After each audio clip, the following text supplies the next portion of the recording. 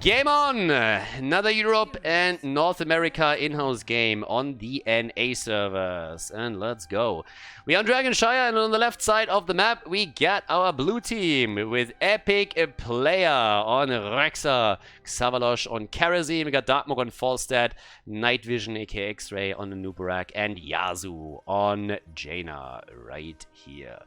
At the right side of the map, we currently got BBJ on White Main, we have Porky on Imperius, Lauber on Zool with Farts on Grey Main, and guess who I am, aka Ultralisk, is playing Medivh. So Ultralisk actually gets this Medivh here. Now, as mentioned before, these are in-house games played on the North American server with European and North American players. And as I said before, all of the European players, since they play cross-server, have a ping of 120 to 130 on average. And if you talk to any of the players, if you watched some of the streams, we had a couple in chat already that talked about it as well.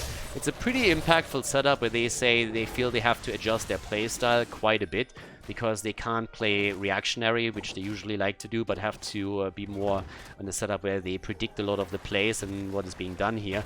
And that is really difficult to make top-level plays in this setup. That you can still play well, especially, of course, if you focus more on the macro aspect of the game. But at the same time, it's really difficult to play on an absolute top level if you have that kind of issue with delay here. So right now we got on level 1 a couple of talents that we have to talk about again, but first of all, Ultralisk goes down as he's chased away by Karazim, so he's immediately getting murdered here. They're trying for the counter kill, but so far they are not able to get it. Now, we got some interesting choices. We have already talked a bit in the past about the Legion of Beetles. We have seen a couple of attempts on certain maps to go into a few Beetle talents. Usually, I mean, it's honestly a little bit of a toss-up between only going for level 1 talent. Sometimes you see level 7 coming through as well. We had an ill-fated attempt for the player to make the level 16 talent work, which is obviously hot garbage considering that you're giving up Epicenter, and that was chalked up to more or less of a misclick. But most of the time, when you see that approach, it's the level 1 talent that you're looking into a little bit, and sometimes the addition of the level 7 talent, and there's that. I mean, level 16 is pretty much a staple, you have to go into Epicenter over there. Whereas then, Gathering Storm is also a little bit of a newer setup. I mean, we don't really get to see that all that much. Usually it's Wingman that you have when you're trying to get a bit more global control and camp control, and also thinking about heading into more of a Lightning Rod focused build. Or it is the auto attack style when you're looking towards Giant Killer on 13. So you don't really see Gathering Storm a whole lot, and I'm a little bit surprised that that's the talent choice here. But we'll find out how much he can actually do with that. We have at the same time now Static Shield also in play. Well, let's have a look of what else is going to happen there. Lauber is currently sitting in the middle and is just getting the wave clear out as much as he can. And down to the bottom of the map. Yeah, there's still the attack happening that they've been setting up already a while ago in the attempt to push the bot wall in a little bit. Now, with the level 4 talents, we also have the Hunter-Gatherer now available for Rexa, and the push all the way up to the top. So, let's see what they can actually do here. I mean, early on in the game, normally you don't really have a lot of issues with control here. It's one of those setups where we should see Rexa honestly dominate. Rexa should hold this pretty much the entire time by himself. Now, they're trying to get the camp on the left side, whereas Darkmog is attempting to make sure that nothing happens over here in the middle for the time being. But as now the shrine topside is reclaimed by Rexa, he can give up that position and help out with the defense at the bottom, because thanks to that Bruiser camp, the red team was now able to push this in a bit more aggressively. With 2 kills against 0 though, there is an advantage for the blue team now, as they have the level 7 talent. Yeah, X-Ray is able to get out, as there is still a massive push coming through from the red team. They're really aggressive here, and they're about to burn this entire wall down. Now, thanks to the portal, they can also move away from this pretty quickly. There's not really that much control over the portal as you would normally like to have. We have no Beto or Barbs or anything. We don't have, let's say, Malfurion that can easily go for the roots and lay down the lawn here. Now, of course, with Boomerang on level 7 and the Leeching Scarabs, we got that for X-Ray. But the situation is still pretty much the same when it comes to portal control. It's not really that great. There's a couple of tools available. And later on, after we see level 10, there's a bit more, but that could become a bit of a problem in the long run. Now, top side, there's a good push happening already from Rexa, so he's actually doing tons of work over here. The problem for Porky was also that we had a few approaches by Falstad early on in the game where he was applying pressure to Imperia's top side, and that's obviously an issue. But with that fort falling, that's a mad problem right now. But at this point, there's the attack again. It's just straight up for Porky as he's being attacked here. And the Dragon Knight is taken at the same time. Fort is about to go down. And now, after the fort is destroyed, they can focus their attention into the middle of the map, but they're aiming to destroy the entire wall here too. Now, that... Oh my god! Rexa gets away! Misha, the savior over here! Nicely done. Yeah, that was actually pretty cool. So, Misha saving Rexa, as so often. It would have been a fair trade either way. Ooh, nice dodge by Lauba, but I don't think that's going to help him too much. Actually, now with him being punted down to the bottom of the map and away from the gate, he's going to likely fall. But with BBJ now coming in on white main, it seems like that's not going to happen. Great save from the support player. But I still got to say, we have a couple of really cool trades here right now. With an early first Dragonite, there's at least some damage done. They were able to take some structures down, but probably not quite as much as they were hoping for. 3 kills to 0 at this point. We're having 3... well, a level lead plus a heroic talent advantage. So that's also pretty neat. And, well, let's go. Right now, the attack for the Siege Giants. They grab those away. Good for them. Problem is, of course, that someone has to go topside and try and get the experience here. Yeah, Fawcett is flying in, and he's not the only one. We already have Rexa on the move, too.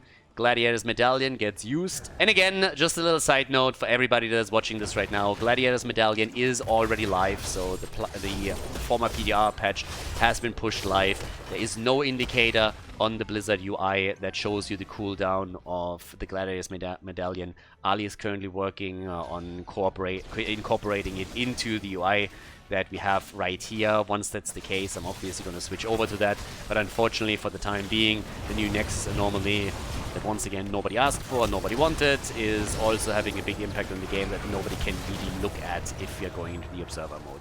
But you can of course still see the effect, which in this case just saved Porky a little bit since he was able to dodge out on Rexa's ult by using the medallion easy peasily over here.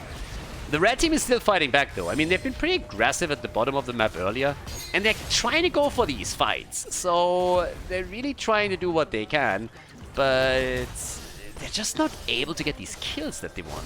So that's a big problem here. Right now, we have, at this point, 3 kills to 0. We have currently in the middle of the map, I mean, again, the wall is down, the fountain is still active, so the blue team is trying to get control over another lane, but they haven't really been able to do too much yet. Now, let's point out that Ultralisk is at 31 stacks, so if he can complete that, it would be great, but this is always the dicey moment when Medivh has to be careful, because if he dies here, then chances of him completing the baseline quest during the game are pretty slim.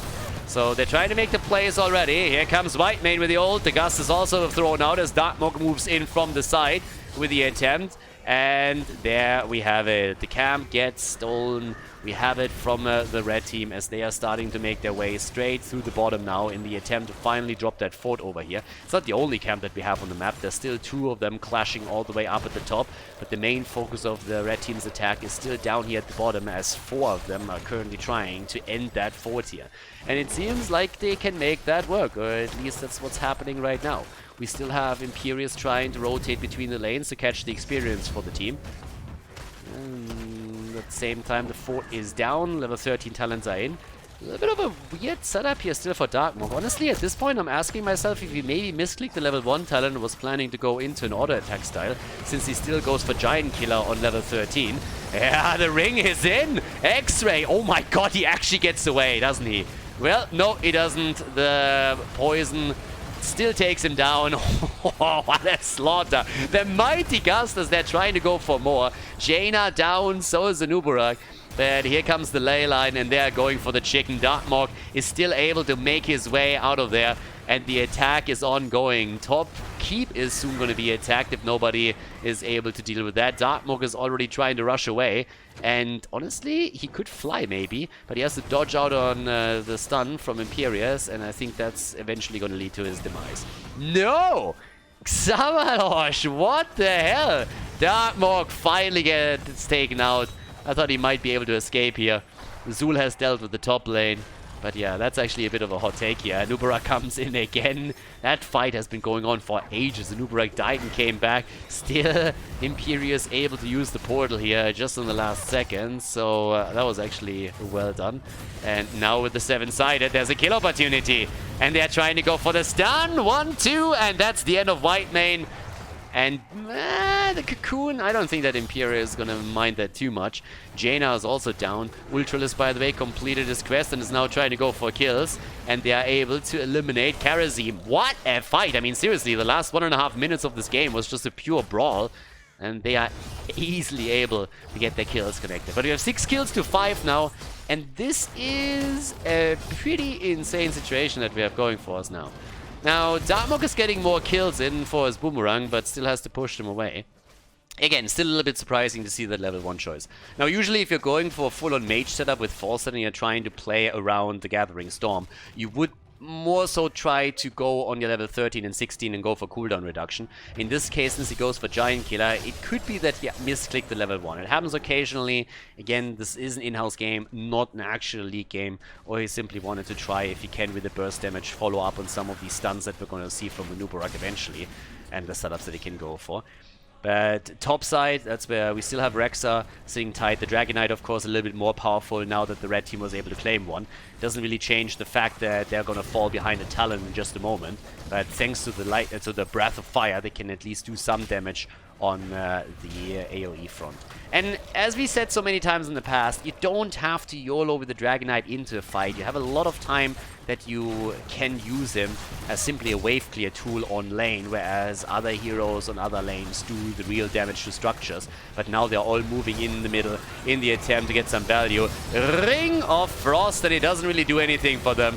The fight is still ongoing as Lauber gets attacked. There's the ley line. And they are keeping Zul alive for another second, but it doesn't change the inevitable end.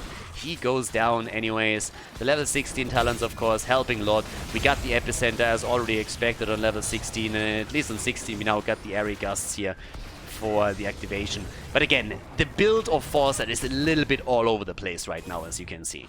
Now, coming to terms with Talons, we have also the Temporal Flux here. We got the Celestial Swiftness for Imperius. And Greymane dying, dropped by Misha, as we have 8 kills to 6. Little bit of an idea of what exactly is going on with the damage numbers. We have 37,000 for Imperius. He's, of course, also the one that could pad his stats a little bit against Rexa and Misha throughout the entire game, but still leading the damage numbers pretty convincingly. 31,000 for Jaina, and the bird on 29k, so not too bad either. But, well, let's see what exactly is gonna happen with all of that. Yasuo's currently down at the bottom of the map, can deal with the wave clear. They could theoretically also go for the camp, so there's an easy move straight down towards the Bruiser camp. Problem is, of course, that the red team is likely going to check that, since they just took their own Bruiser camp, but there's nothing else left on the map. So since it's only one single camp, you gotta be a little bit careful. Medivh is already flying around and is sniffing all of this out. Yeah, Portal is already in, and they're willing to fight for this. I mean, they got a good position, but yeah, the Cocoon is out. Oh, and the ley line used at the same time. He was trying to set this up here. Camp gets taken. Now they got the aura, actually. With this setup, they shouldn't really fight here. The red team is a little bit of a pickle, honestly. And they are about to lose Lauber as he's slicing and dicing away. He's trying to get the kill first, but he can't, and he's down. But so are Nubarak and Karazim. All of a sudden, we have everybody just getting murdered for the blue team. Yep, Darkmok is the only survivor, and we might have spoken a little bit too soon because Greymane is hungry and he wants to go for chicken, and it's a 5-man wipe, ladies and gentlemen. Easy kill as they are able to just wipe the entire team off the map. Honestly, pretty impressive if you think about it.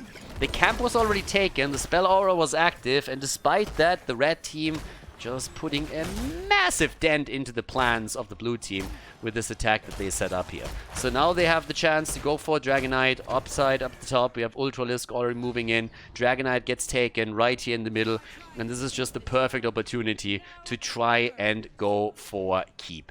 The problem, of course, is that Zul isn't here. Greymane had to move back and tap the fountain, but the push is now moving through the bot lane in the attempt to use those catapults and siege giants to enhance the attack with the Dragon Knight a little bit further, and maybe, just maybe, 14 minutes into the game, take this one down.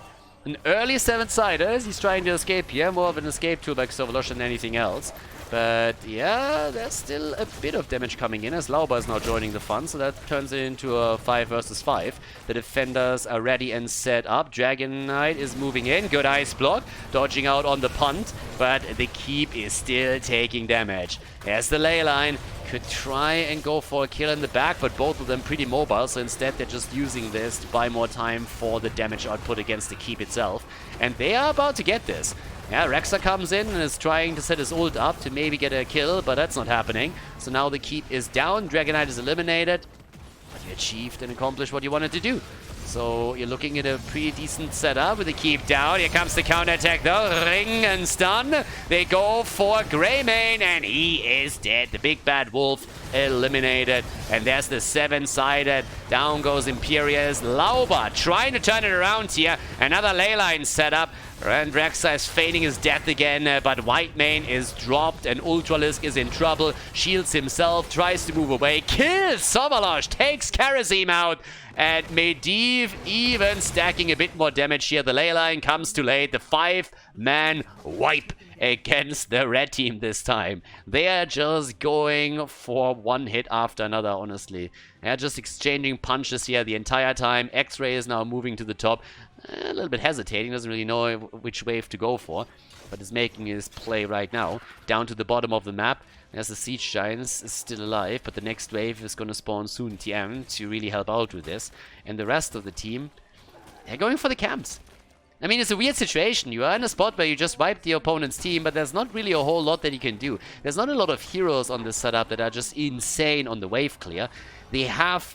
Well, let me rephrase. They have heroes that can burn a wave down pretty quickly. Jaina can do that, Fawcett can do that too. But all of them are cooldown based, so they won't be able to go through the structures as quickly as you might expect and hope for. And their problem was that all of the lanes were pushed out.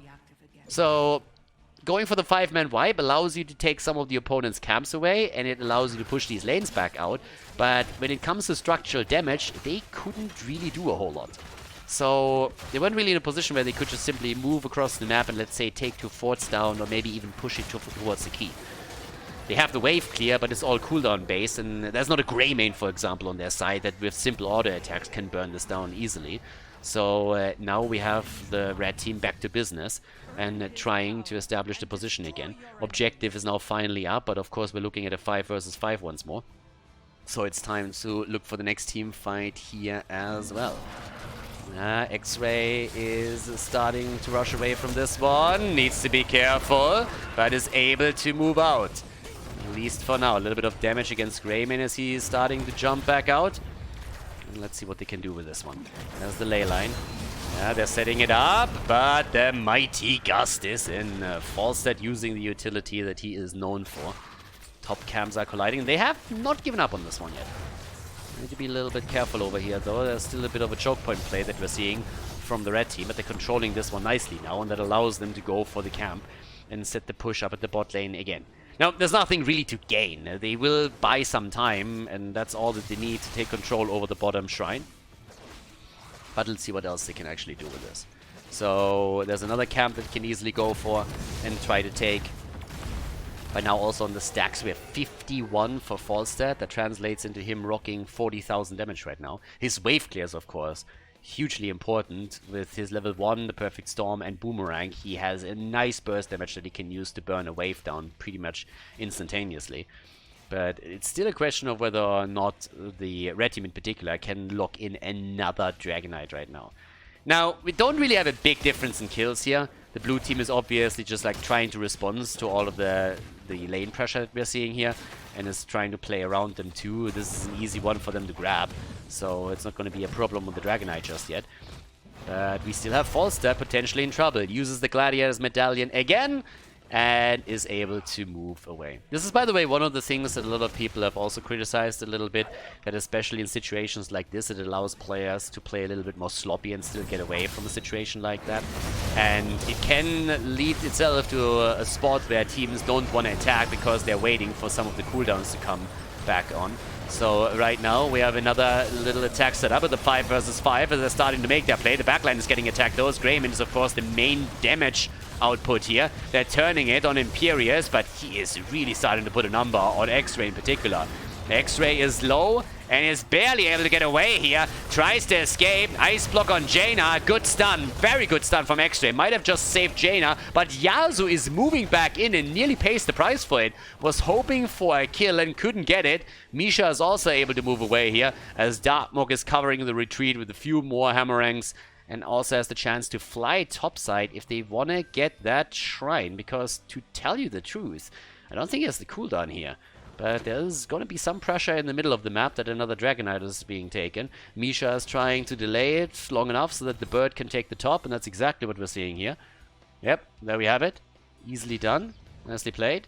Obviously, we still have catapults over on the right side, and they are by now also on the keep. I don't really think this keep is going to fall. The next minion wave should deal with it, and I might be wrong. I mean, this thing is doing more damage than I expected it to. I mean, we're 20 minutes into the game, so there's that. But, yeah, this is not really all that great considering that the blue team is running a global. With the blue team running a hero that is able to go in the side lanes like this, you might have trouble keeping that keep alive. Now, Falset is not the hero that has the most experience gain for the team. That's still Rexa, who solo laned early on. But with 15,000, he's a close 7, and he's actually nearly matching Zul, who has been the one rotating between lanes most of the time for the team. So there's that. And at this point, what else are we going to get? It's still the fight over the next Dragonite, and there is a good chance that if the red team takes it, they're going to try and end through the bottom. Falstad is now trying the same thing again, but the channel is there, and the Dragonite is taken. Falstad just a bit too late, and now the opportunity for the red team to end the game. They move down to the bottom of the map. We're 21 minutes into this, and of course they need to set up a good defense now, the blue team, if they want to make sure this is not going to become a problem. As the ass kicking that Falstad always wanted, and now they're still trying to turn it. Double catapult is coming in, as does a Siege Giant setup. Nicely done. Good ley line. Dragonite already on the core. Here comes the gust. And the ring against Zul, who easily can move out of this. No problem for him just yet. The kill against Whitemane. The kill against Greymane. The core, on the other hand, is suffering as the Dragonite is just hammering away with the battle axe, but it might not be enough. 40%, 30. Lauber is about to go down. This is going to be close. And they survive. Nicely done, the kill as the core falls. And we have 16 to 12 kills, 21 minutes in, and the red team locks in a victory on Dragonshire.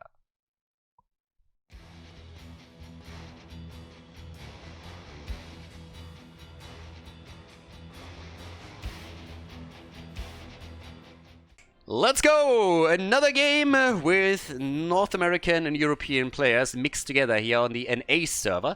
So on the left side, we currently got, for the blue team, X-Ray on Johanna, Hebi on Anna, Liam on Dehaka, we got Pyrodrum on Sylvanas, and Tiger JK on Greymane.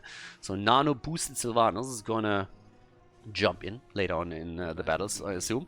On the right side of the map, on the other hand, we got Laoba on ETC, we got Whoopi on Liming, Mena on Kelthas, and Telenasti on Rexa, and Yasu on Lucio. So, off we go. Let's have a look at this one. Again, side note at the beginning, Gladiator's Medallion is part of this game. Unfortunately, we don't have an indicator on the Observer UI. Big shout out to Blizzard. Thank you guys very much for focusing on the important stuff again. Just kidding.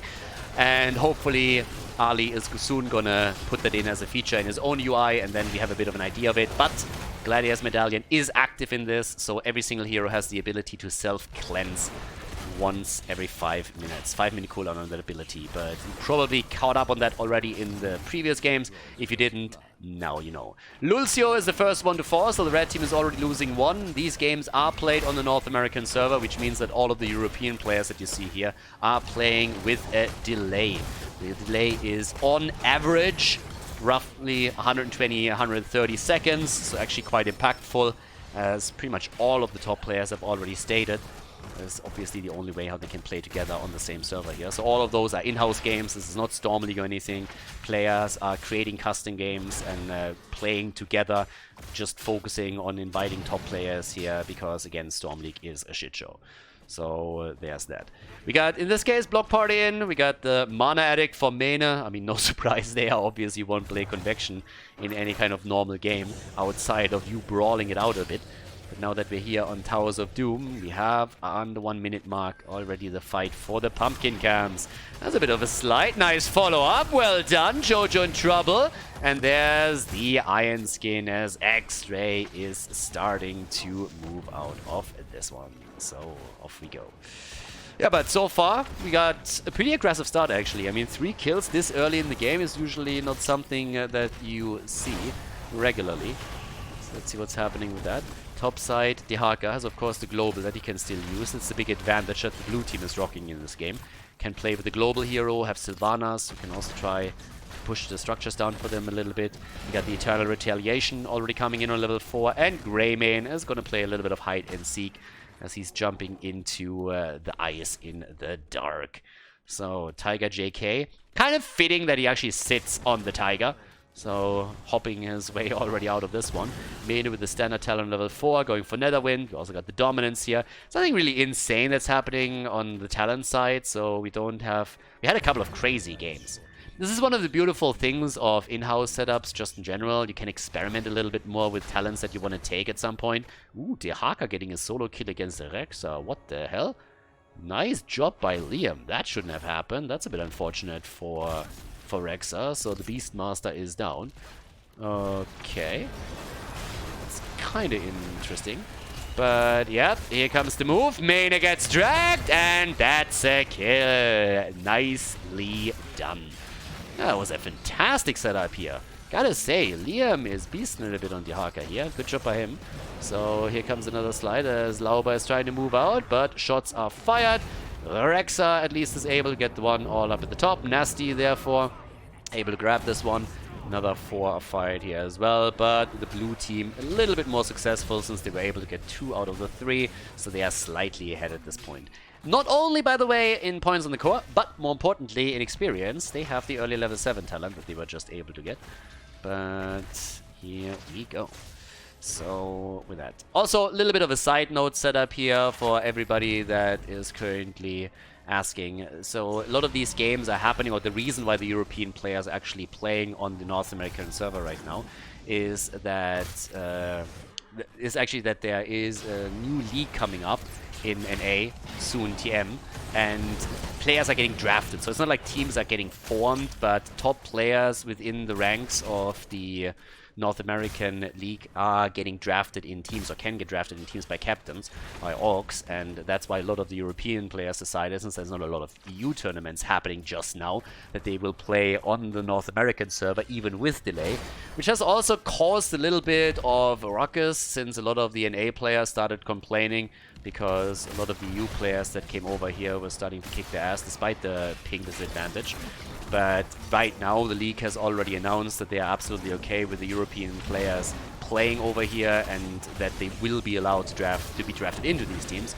So that's the reason why you now see these in-house games, because with an influx of players on the top level, the North American boys decided it would actually be pretty cool to just train with them on the NA server, on the PTR server that we had previously, and just get those in-house games going, which have, up to that point, already been pretty normal on the European side, depending on how many players were playing. But now, of course, you have players from 2 regions playing together, and that gives you a player pool that is easily big enough to make those in-house matches happen and allow players to just, get some exhibition match going where they can make a bit of a name for themselves, which then increases their chances of getting drafted into one of these teams, which is a little bit of an idea here.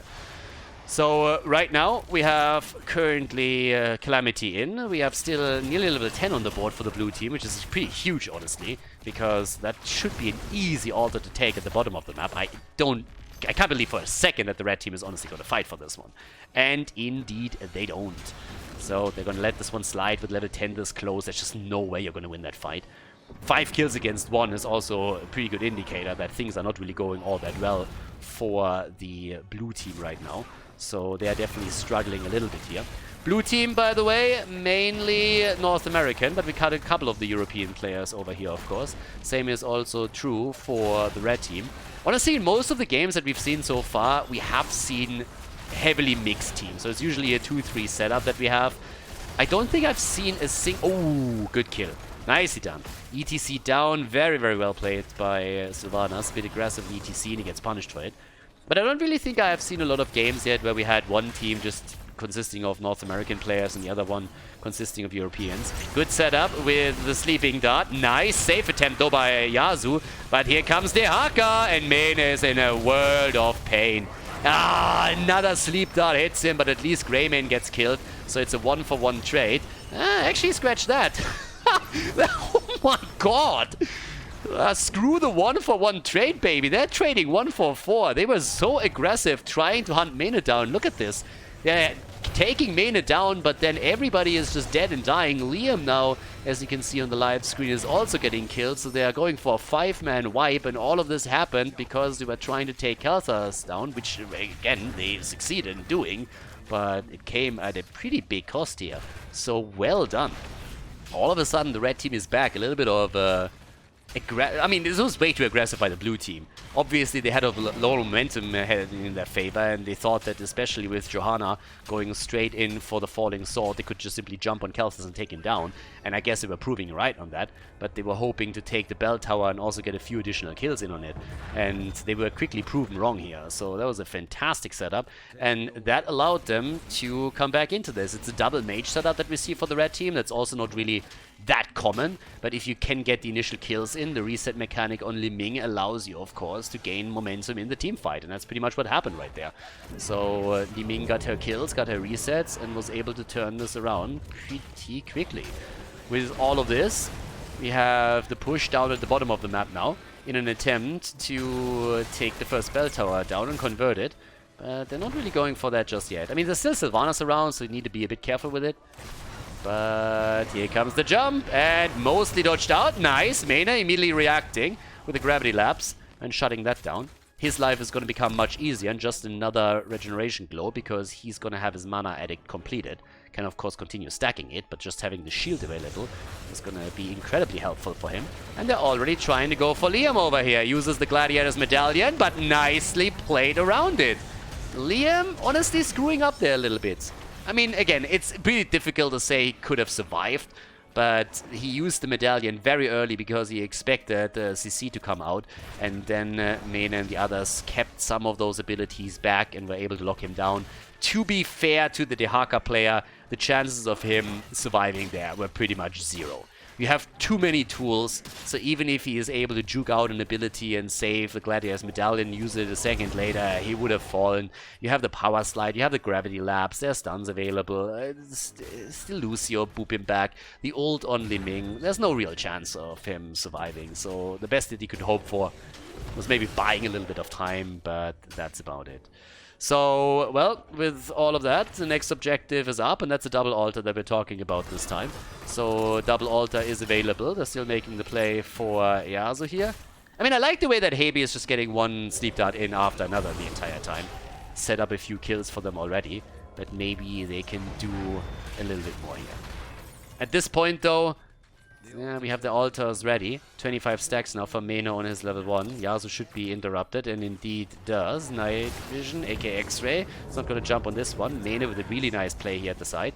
Slowing him down a little bit, but the Haka comes in, gets spooked away immediately. Lauber with a slide back too. Nice free damage on him. Tiger JK trying to create a little bit of space, and well played. The altar channel successful, but here comes the fight, and that's Rexa down, and they are just all getting murdered here.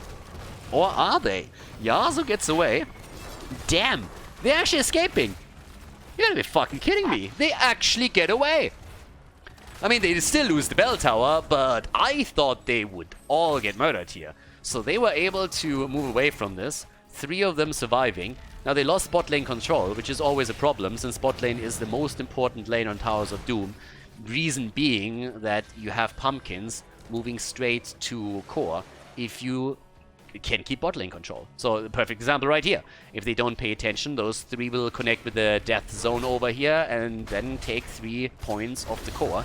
Level 16 is also incredibly close now for the blue team, so that's another advantage that they have.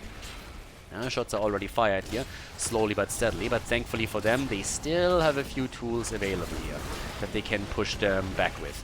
They're also trying to get a kill. Sylvanas might be in trouble, is jumping away and is able to escape, but the pumpkins get eliminated regardless. So all of them easily taken down here. Now, Dehaka is, of course, one of the huge assets in on the blue team side. I've been talking about this already a bit previously. His global can be so impactful on this map. He can always push the top lane out and then join the team at the bottom of the map for an easy fight. It's one of the things that we're likely going to see from him a little bit more often. We had Liam in a good position already earlier on in this game in some of the fights where he came down, connected a good drag on Mane, for example, and it resulted in a quick kill against the Khaldor player. But now we have level 16 for them, even though 2 of the players haven't made their choice yet. But a triple altar phase, and just as that one comes out, we have the additional experience coming through for the red team to get their level 16 in just a few seconds too. So they try to go for Liam. Mane is channeling on the left side. Bot lane has been channeled too. That's 5 shots fired already. If they can get 2 of those, it would be 3 against them. Nice control on Dehaka, and he actually... Wow, he survives it! You gotta be kidding me. Liam still alive. That's insane. He gets the drag, and even with feigned death, I think Rexa is gonna fall here. And they are looking at another bell tower. Nasty is about to fall. He's down, and holy shit. That dinosaur did not want to be extinct.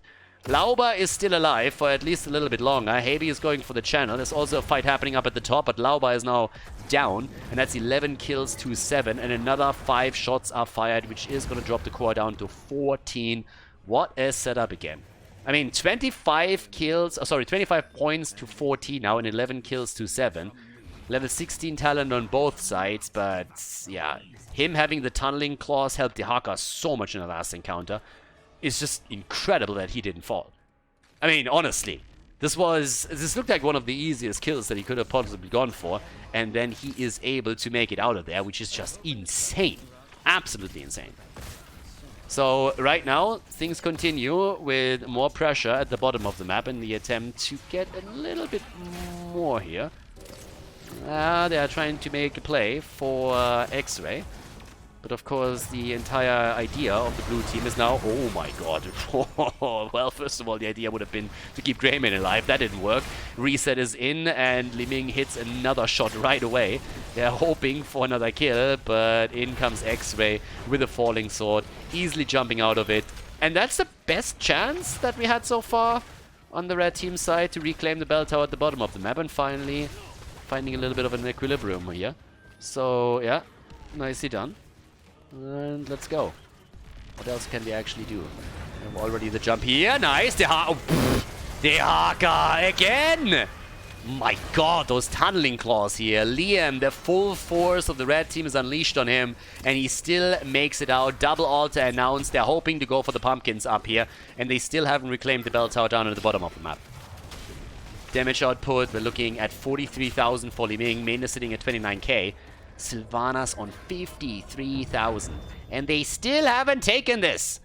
And now they have to fight for those bell towers. They can't even go to the bottom of the map to deal with it. They're hoping that the minion wave is eventually going to take it down, but this is starting to become more than a bit of an issue. I mean, even if you get the double channel, you're missing out on a few shots. So 3 are already connecting and dropping the blue team score down to 22. But even if they take this one, it's only going to be another 3 or not 4, since the bot lane control is still in the hands of the blue team. And they are ready to fight for this one. Now, why wouldn't they be? It's a better position for them since it's a lot closer to their fountains. But Dehaka, he just doesn't die. He just doesn't fucking die. Liam is alive again. He just... I mean, honestly, he just decided at some point he wouldn't die again. Like, yeah, I tried it. I don't like it. Screw dying. It's stupid. Not for me. Sorry. So I just stopped doing it. They were trying to take him down so many times now. And it just doesn't work out for them. It just doesn't. So now, here's another push attempt. Yeah, Liam is there. They should just stop attacking him. He's just not going to fall. It's not happening. And instead, they're going for Jojo. Yeah, well, maybe a little bit more luck over here. X-Ray is already moving back. Tiger JK is a bit split from the rest of the team. They're making another play for Dehaka. Have you boys not learned your lesson? And yeah, there's the channel. Another 3 shots fired, easy peasy, down to 19. 14 to 19 points, but it's not enough yet. 1 level away from 20. 1 level away. Yeah, they want to finally make the play for the bell tower down here, and it seems like this time they can make it work. Yeah, it took them long enough, but there it is. They finally have it. Nicely done. Congratulations. Well played, well played, well played. Yeah, well deserved. Took some time, but here it is. Bell tower is taken, and at the same time now another fight coming over for the Pumpkins. It's pumpkin time right here. The big battle for the spot. Does it get stolen away? It seems like it. Dehaka is, by the way, I mean, he has a little bit of an identity crisis. I think that Liam actually identifies as the shark. So once that he has his level 16, all he pretty much does is shark around and uses level 16 talent to do that. So far with quite a lot of success, I might add. 36 stacks for Mena on Khaldor, so that's already looking good for him. Here comes another slide though. Uh-oh! Iron Skin is out, and that was desperately needed. Problem for the red team is still that level 20 that's soon gonna come in. But they're trying to control the tower at the bottom of the map, even committing to Mena's ult, dropping the Phoenix here, and they are gonna grab it, aren't they? At least if Misha is sticking around a little bit longer. Nice push though, but Misha is also starting to read it. The drag is good, ETC is dead, Rek'Sai in trouble, and Greymane comes in from the double kill. Gets to... Double altar is active. Those level 20 talents are looking sexy. And now, of course, the Heaven's Fury is in as well, which allows you to get the insane cooldown reduction over here.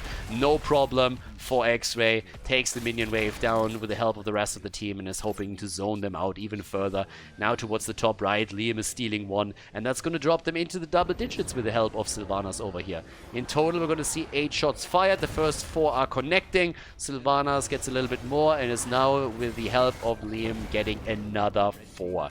Bottom bell tower is finally taken, but it's a little bit too late to have an impact on this one. Flamethrower on 20 as the red team is ready for the storm talent.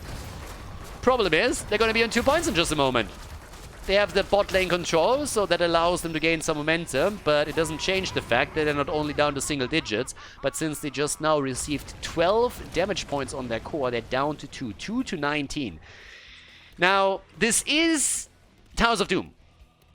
You can always control the bot lane and start to make a comeback here, but this is going to make it incredibly difficult. You won't be... I mean, if they give up a single altar from here on out, it's over. 1 altar and it is over. Right now, we got the push at the bottom. They're still holding on to this. Now, Dehaka's top side. The Global, of course, playing a huge role. And X-Ray committing Sudoku over here, or at least trying to, but instead they're just focusing on Ana. X-Ray is actually moving out after he gets nearly burned down to 0, and then they're just shifting the focus to Granny, and she is dead within half a second. And now they're making the play for Sylvanas, who survives all of that. Nicely done. But of course, top side gets pressured even more as Tiger, JK, and Liam are now moving in to drop the bell tower. And honestly, that's going to result in a 4 versus 4 bell tower setup, which means that top lane is now another problem. First of all, it reduces the amount of damage the red team can do, and these pumpkins, whenever they are up, are now threatening to end the game. So that's another problem. So right now, bot lane is already getting... I mean, it's not really getting reclaimed just yet, but it's down to 50%, so they're trying. But here's the shots fired. 4 shots. Single altar is all that they got. Boom, dropping it down to 15.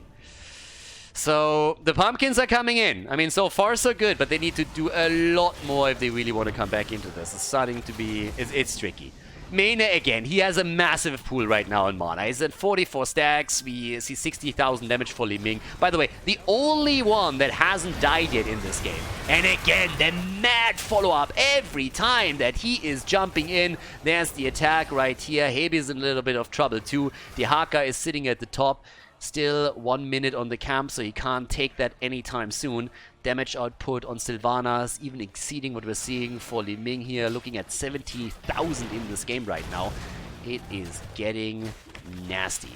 Now, with all of this said and done, we still have on the bot lane that control over the bell tower. And those two camps are eventually going to put a bit of a dent into the opponent's core. But Dehaka is here, he still controls the lane, he's waiting for the camp to come back up, and Nasty is the one who is now starting to slowly retake control over the bell tower topside. Greymane is also in the middle. I mean, they're really playing the macro game at this point. Whereas bot lane, Sylvanas is trying to deal with the camp. Yeah, and they should be able to take those down. Are they? 1 down, 2 down, and they take all 3. So not a single shot fired. But look at Greymane. He's already sitting in the middle. He's putting even more structural pressure on. There's already a couple of pings now happening topside. Keep in mind, 2 more of these pumpkins moving in, and it is over. 2 over. That is that. Okay, so now with that done, we got at the bottom of the map already the move straight towards the next altar. There's 2 coming up. You control both. And this is one of those typical situations where the blue team is just a little bit hesitant because they don't want to commit to a big team fight and rather play the macro game since they are so far ahead on the points. But Li Ming is already on the channel and gets it through without even being attacked, so she's not getting interrupted at least once. We have still 1 altar up, and this is going to be a 5 versus 5 fight now potentially, but Dehaka is still pushing the top, and it's Nasty who reacts to it, which means that if Dehaka makes a move down to the bottom, he could make a play here. But there's the channel, and that's another 3 points off. So it's still a 5 versus 3 situation on the bell tower control. But right now, it's 9 points to 2, so they put them down to the single digits. I gotta say that this might be a little bit of a slow game, and there's of course a lot of control that is lost at this point for the red team, but they're still doing what they can. Dehaka still doesn't fucking die. At this point, Lauba is so pissed that he's pretty much just saying like, fuck you, I'm gonna drop my mosh pit, goes for the Bolt of the Storm and moshs his ass as well. Dehaka finally please die, just... Oh, finally he's down, but that's the full control. 1 shot fired. And they retake it! No fucking way! It's a single point on the core, and he just... No way. He just holds on to it. They retake the top just in the nick of time. 1 to 9 points, and they reclaim the top side. What is this game? I mean, the German efficiency that is coming through from the red team is truly incredible, but I gotta say that they are really cutting it close here. The blue team is already on the boss. Oh, that's a win. That has to be a win. They're not fast enough. Johanna slows them down, and that is game. No, he tried to steal it and couldn't. Yasuo with a play attempt, but this is it. The game ends and the blue team wins the map. GG and well played. What a fiesta here towards the end. Nicely done. Definitely a fun one, but congratulations to the blue team as they lock in the victory on Towers of Doom.